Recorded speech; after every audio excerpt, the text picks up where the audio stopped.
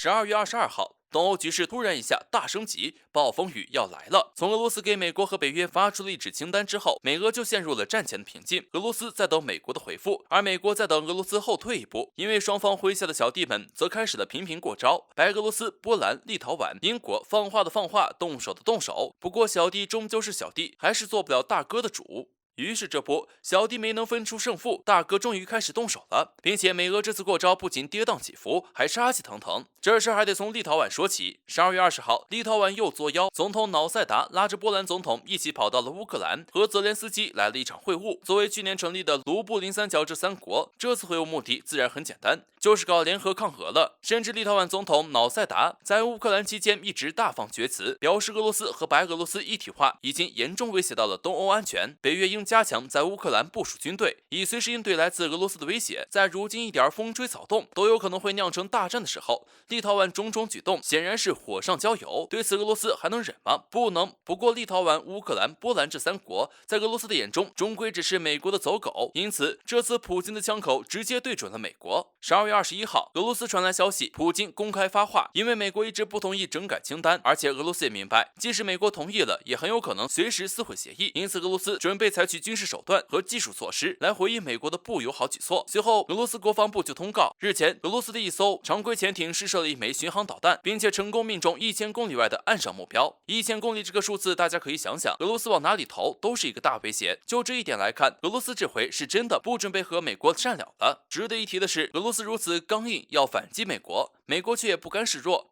21号当天，美国就通过了一份价值近8亿人民币的军售订单。订单内容是美国准备向立陶宛出售标枪反坦克导弹。很显然，美国这是明目张胆的对立陶宛挑衅俄罗斯的行为表示支持。虽然标枪反坦克导弹并不是什么很有威胁力的，但是在立陶宛准备给乌克兰支援致命武器的当口，这个动作不得不说很有意思了。最后，俄罗斯和美国这一交手果然是杀气腾腾，而且就此来说，虽然美军下场的还不算很深，但是这明显也是代表了局势已经大升级了。在这种情况下，就算美国给立陶宛支持，立陶宛和乌克兰最终也只能是小丑，是炮灰。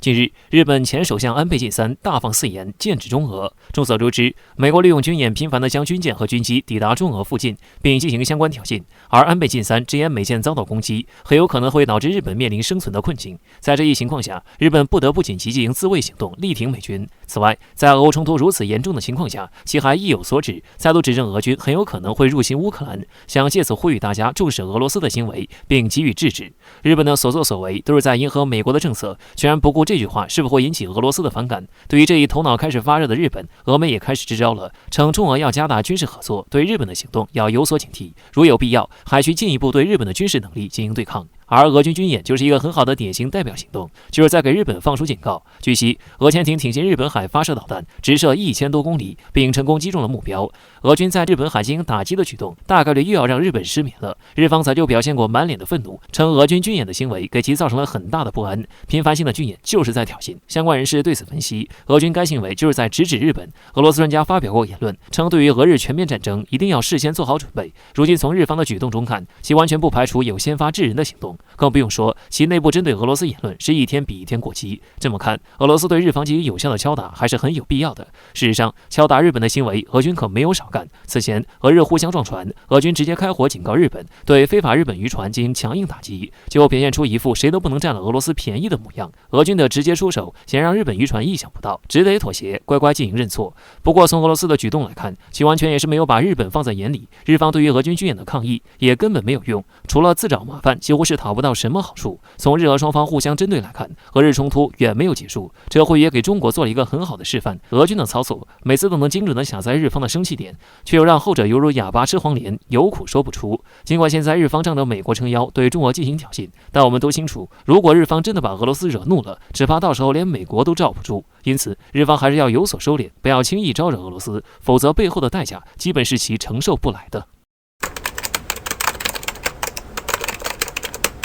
在今年初冬的时候，山东号航空母舰开赴南海水域，进行了一次实弹射击训练，主要内容大致有战机拦截着陆、损伤控制、海上搜索以及救援等等。正当山东号在南海作训的时候，辽宁号航母舰队也浩浩荡荡地通过了宫古海峡，航行至太平洋水域，进行了一次军事演习。这除了引起日本海淫的高度紧张外，同时也暴露出美日等国家无力抵挡当下的中国海军。更加值得一提的是，外界还猜测未来几天内可以期待一下南海或许会有大惊喜。在辽宁号航母舰队完成训练后，可能会一路南下去南海进行演习。为此，有澳媒预测，中国双航母双舰合璧为期不远了。一旦辽宁舰与山东舰会合，这除了向外界宣示中国海军迅速壮大的海军实力外，还将给世界留下一个深刻的印象，那就是中国将成为美国自二战以后一个前所未有的竞争者。可实际上，中国之所以会成为美国强有力的竞争者，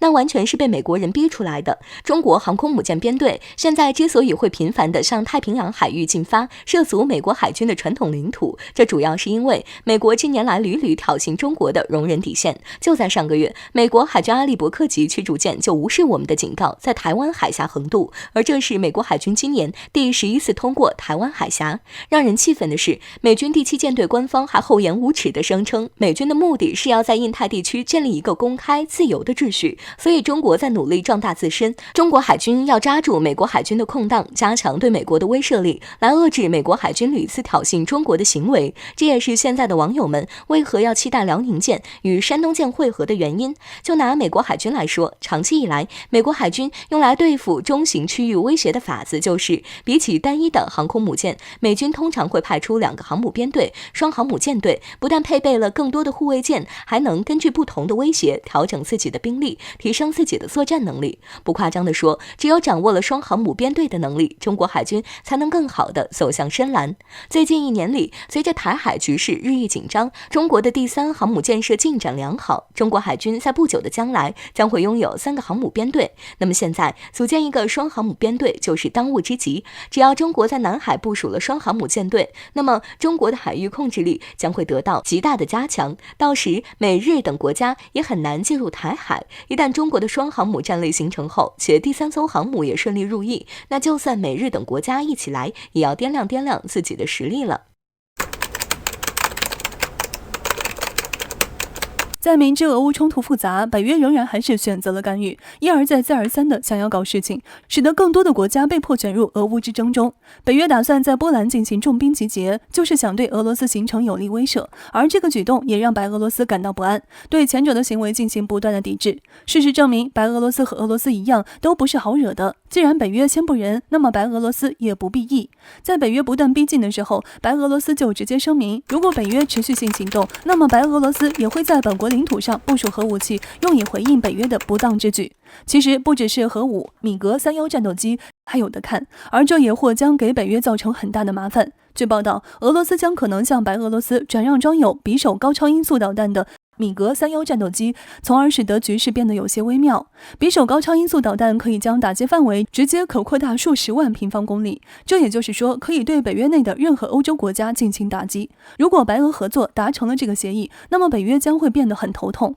欧洲危机上演还得看打击范围。尽管白俄罗斯用在本国领土内部署核武器来威胁北约停止手头上的军事行为，但我们都明白，且不论白俄罗斯真能在本国成功进行核武器部署，单就是部署完成，其使用的可能微乎其微，甚至可以说是不可能会使用。核武器的使用的确会造成严重的影响，基本所有国家都不会轻易去触碰这个点，更不会使用。大多数国家基本也都是过过嘴瘾，真正实际操作是慎之又慎。但是匕首高超音速导弹不一样，这可以使得北约的行动得到限制，届时恐怕整个欧洲深陷危机。俄罗斯一旦向白俄罗斯松口，即可以同时覆盖俄罗斯几个边境，这也就是说，北约军事部署难以下手，更无法与俄军的行为相制衡。在这种情况下，北约一下就落入了下风。现如今俄乌局势还在升温，特别是美军、北约军队还处于草木皆兵的阶段，西方口中的俄军已将开始对乌克兰进行全面包围了。西方发现俄军在大量将军力调往俄乌边境，大有进一步全面作战的准备。